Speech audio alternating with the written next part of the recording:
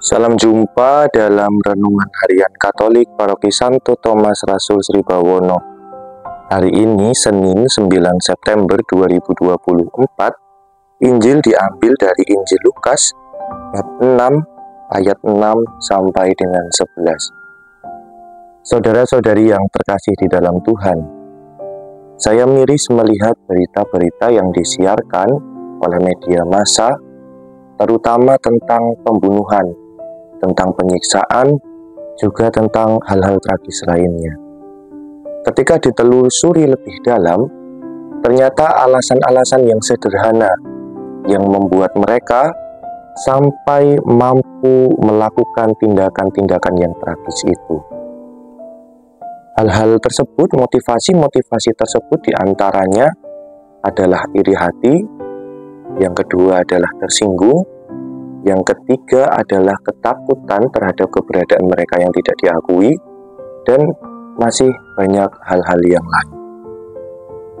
Dengan kenyataan-kenyataan yang seperti ini, mereka mampu melakukan tindakan-tindakan tragis itu. Mereka dengan sadar menyadari dirinya bahwa mereka melakukan tindakan yang tragis itu berdasarkan rasa-rasa yang mereka alami. Saudara-saudari yang terkasih di dalam Tuhan, Injil hari ini sekurang-kurangnya juga menggambarkan tindakan orang-orang yang demikian. Orang-orang Farisi dan ahli-ahli Taurat mengamat-amati Yesus.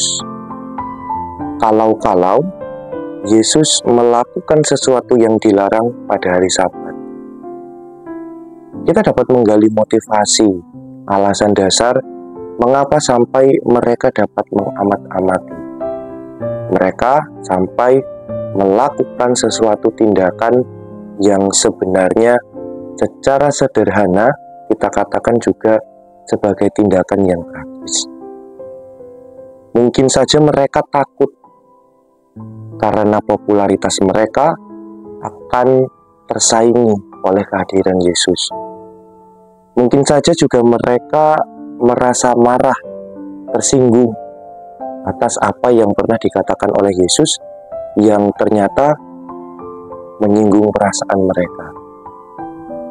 Dan ada hal-hal yang lain yang akibatnya membuat mereka merasa dendam dan ingin melakukan tindakan-tindakan tertentu untuk menyingkirkan Yesus.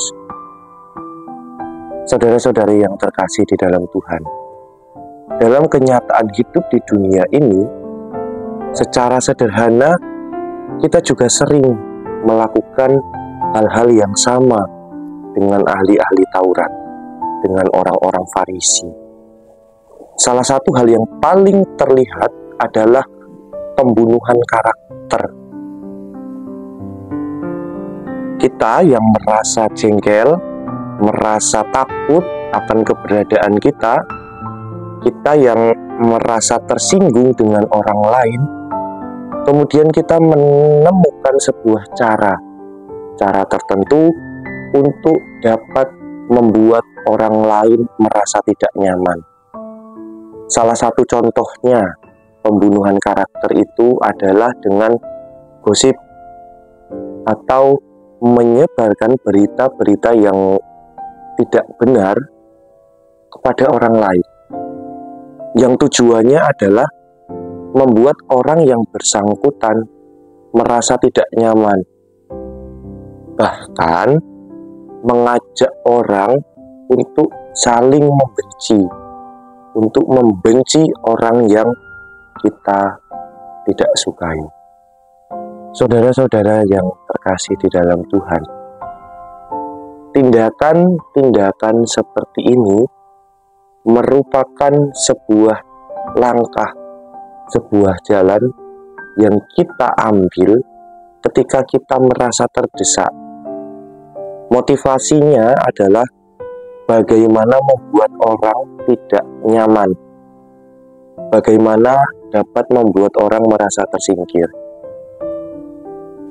Pengalaman Injil hari ini mengajak kita untuk belajar bahwa kasih itu ternyata melebihi dari aturan yang ada. Lebih baik menyelamatkan orang atau menyembuhkan orang daripada berbuat jahat kepada orang. Itulah ajaran kasih yang dapat kita petik hari ini. Yesus mengajarkan dengan jelas bahwa kita hidup harus saling mengasihi. Maka dari itu, belajar dari pengalaman Injil hari ini, mari kita semakin merenungkan diri kita, semakin menyadari diri kita tentang nilai-nilai kasih Allah. Kita diajak belajar untuk berani menentang tindakan-tindakan tragis, terutama tentang pembunuhan yang sering kita lakukan. Pembunuhan karakter salah satu contohnya. Tuhan Yesus memberkati kita semua.